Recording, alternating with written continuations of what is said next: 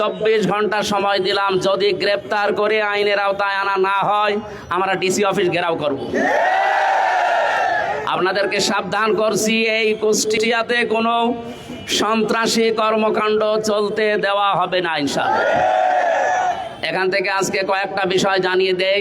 আমার আসনের ভেতরে বাংলাদেশের এটা একটা আলাদা আসন, আমি তো বলেছি এখানকার সরকারি আমি, সুতরাং এই জায়গায় কোনো চাঁদাবাজি আমার আসনে চলবে না ইনশাআল্লাহ। কেউ কাউকে চাঁদা দেবেন না, কেউ কারো কাছে চাঁদা নেবেন না। যদি কেউ চাইতে আসে বলবেন এমপি সাহেবের কাছে দেওয়া আছে, ওখান থেকে ভাগ নিয়ে আসেন। কার বাবার বুকের কলিজা এত বড় হয়েছে আমি দেখব ইনশাআল্লাহ। বিশেষ করে গণ অধিকার পরিষদের নাম নিয়ে এখানে আব্দুল খালেক, তৌকির এবং নাম না জানা আরো কিছু মানুষের ভিডিও ফুটেজ যেগুলো আছে আমরা অলরেডি তাদের নামে মামলা দিয়েছি। 24 ঘন্টা সময় দিলাম, যদি গ্রেপ্তার করে আইনের আওতায় আনা না হয় আমরা ডিসি অফিস ঘেরাও করব। প্রথমবারের মতো প্রবাসীর সিটিতে শুরু হলো কমার্শিয়াল শপ বরাদ্দ। আপনার ব্যবসাকে দিন একটি আধুনিক ও সম্ভাবনাময় ঠিকানা। একই সঙ্গে নিশ্চিত করুন ভবিষ্যতে লাভজনক বিনিয়োগ।